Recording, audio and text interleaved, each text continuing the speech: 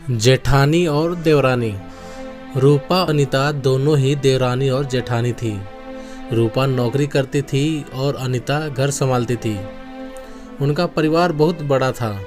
सास ससुर और उन दोनों के बच्चे कुल मिलाकर घर में 10 लोग थे। और आज कई सालों के बाद उनकी बुआ सास अपने भाई के पास रहने आई थी। सुबह उठते ही बुआ जी ने देखा रूपा जल्दी जल्दी अपने काम निपटा रही थी। अनीता ने सबका नाश्ता बना दिया, जिस नाश्ते को रूपा ने सबको परोस दिया। इसके बाद रूपा ने खुद अपना टिफिन पैक किया और जॉब पर चली गई। अनीता ने फिर दोपहर का खाना बनाया और थोड़ी देर बैठ गई अपनी सास और बुआ सास के पास। बुआ सास से रहा नहीं गया और अनीता से बोली कि छोटी बहू, तेरी जेठानी रूपा तुझ पर बड़ा हुक्म चलाती है। सुबह से देख रही हूँ रसोई घर में तू ही लगी हुई है और वो महारानी दिखावा करने के लिए सबको नाश्ता परोस रही थी, जैसे उसी ने बनाया हो। ये सुनते ही अनीता ने अपनी बुआ सास की तरफ देखा और बड़ी प्यार से कहा, नहीं, ऐसी कोई बात नहीं है बुआ जी, रूपा बहुत ही अच्छी हैं। बुआ बोली, तू बहुत भोली है अनीता, पर मैं सब समझती हूँ, इतनी बूढ़ी मैं ऐसे ही नहीं हुई।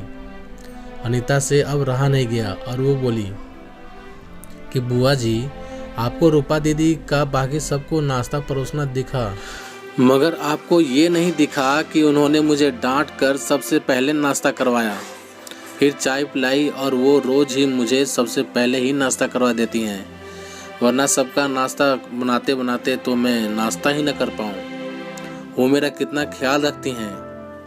दीदी सुबह जल्दी उठकर मंदिर की सफाई करके फूल सजाकर रखती हैं और वो मुझे खुद से 1 घंटा लेट उठने को कहती हैं, क्योंकि मुझे उठते ही नहा धोकर सीधा रसोई में जाना पड़ता है।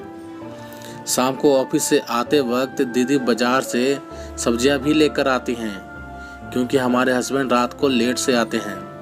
और रूपा दीदी ने सासू माँ को बाजार जाने के लिए मना किया है, क्योंकि माँ जी अब 60 साल से ऊपर की हो चुकी हैं, कहीं बाजार जाते समय उन्हें तकलीफ ना हो जाए। वैसे भी उन्हें घुटनों की परेशानी है और जब माँ जी को घूमने का मन होता है तो रूपा दीदी छुट्टी करके खुद उनको घुमाने लेकर जाती हैं। और हाँ बुआ जी, रूपा दीदी रोज़ शाम को आकर खाना बनाने में मेरी खूब मदद करती हैं, चाहे वो कितनी भी थकी हुई हो। वो मेरी जेठानी ज़रूर हैं, मगर वो मुझे अपनी छोटी बहन ही मानती हैं और मैं उन्हें बड़ी बहन मानती हूँ। ये सब सुनते ही बुआ चुप हो गई। शायद उसकी चुगली अनीता के आगे फेल हो चुकी थी। शाम को रूपा सब्जी की थैली अनीता को पकड़ाते हुए बोली कि अनीता, सब्जियों के साथ वाले थैले में तुम्हारी फेवरेट लेखक की किताब भी लाई हूँ। ये सुनकर अनीता खुश हो गई और बोली, थैंक्स दीदी। अनीता सब्जी की थैली किचन में रखी और किताब रखने अपने कमरे में चली गई। तभी बुआ जी ने रूपा को आवाज़ दी, बड़ी बहू जरा यहाँ आना। रूपा बोली, जी बुआ जी।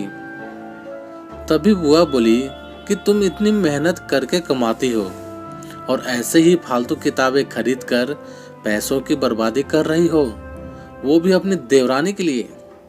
वो तो वैसे भी घर में करती ही क्या है, तुम दिन भर मेहनत करती हो और वो घर पर आराम करती है। इस बात पर रूपा मुस्कुराई और बोली, क्या बुआ जी, राम और अनीता, उसे तक कह कह कर आराम करवाना पड़ता है। सुबह से बेचारी लगी ही रहती है।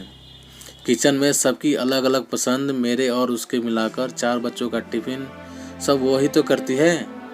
फिर भी उसके चेहरे पर हमेशा एक सुंदर मुस्कान रहती है। सुबह की चाय पीने का भी समय नहीं रहता है उसके पास। और जब दोपहर बच्चे आते हैं फिर उनका खाना, उनकी पढ़ाई सब वही देखती है। वो है, इसलिए मुझे बच्चों की चिंता भी नहीं रहती और मैं अपना पूरा ध्यान ऑफिस में लगा पाती हूँ। कुछ दिनों पहले ही प्रमोशन मिला है। मम्मी पापा की दवाई कब खत्म हुई और कब लाना है, ये सब वही तो ध्यान रखती है। घर पर भी जो रिश्तेदार आते हैं उनकी सेवा भी वही करती है। और बुआ जी, घर पर रहकर घर और बच्चे संभालना कोई छोटी बात नहीं। मेहमानों की भी आवभगत अनीता बिना किसी शिकायत के करती है। उसे तो बस पढ़ने का ही शौक है। फिर क्या मैं अपनी छोटी बहन की छोटी सी इच्छा भी पूरी नहीं करूँगी? अगर उसकी इच्छा मैं पूरी नहीं करूँगी तो कौन करेगा? अब तो बुआ की पूरी तरह से ही बोलती बंद हो चुकी थी। फिर रूपा भी अपने कमरे में चली गई। ये सारी बातें रूपा की सास पीछे खड़ी हुई सुन रही थी। वो बुआ के पास आकर बोली कि जीजी, ये दोनों देवरानी जेठानी जरूर हैं, मगर इनका प्रेम दो सगी बहनों से भी ज़्यादा बढ़ के है। ये दोनों ही एक दूसरे का अधूरापन पूरा करती हैं। मेरे घर की मजबूत नींव है ये दोनों। पहले मैं भी एक बुरी सास थी और हमेशा ही इनको आपस में लड़ाने की ही सोचती थी, लेकिन इनके प्रेम के आगे मैं भी पिघल गई। और वैसे भी इनको लड़वा कर नुकसान तो हमारा ही घर का है ना, इसलिए मैं भी इनके ही प्रेम में मिल चुकी हूँ। लेकिन ये बातें रूपा और अनीता की बुआ सास को समझ नहीं आई और वो मुंह घुमाकर अपने कमरे में चली गई, क्योंकि वो तो इनको लड़वाने ही आई थी। लेकिन रूपा और अनीता जैसी बहुओं के बीच दरार पैदा करना बिल्कुल नामुमकिन था। और दोस्तों, अगर रूपा अनीता जैसी बहू बेटी हर घर में हो तो उनके प्यारे घर को बड़ी से बड़ी ताकत भी नर्क नहीं बना सकती। वाकई में ऐसी बहुएं हर घर में हो तो हर घर एक स्वर्ग बन सकता है। तो दोस्तों, आप सभी का इस बारे में क्या राय है, कमेंट करके हमें ज़रूर बताइएगा। यदि कहानी आप सभी को अच्छी लगी हो तो लाइक कीजिएगा, शेयर कीजिएगा और चैनल पर नए हो तो चैनल को सब्सक्राइब जरूर कीजिएगा। तो चलिए दोस्तों, मिलते हैं आप सभी से एक और नई कहानी के साथ। तब तक के लिए जय हिंद, वंदे मातरम।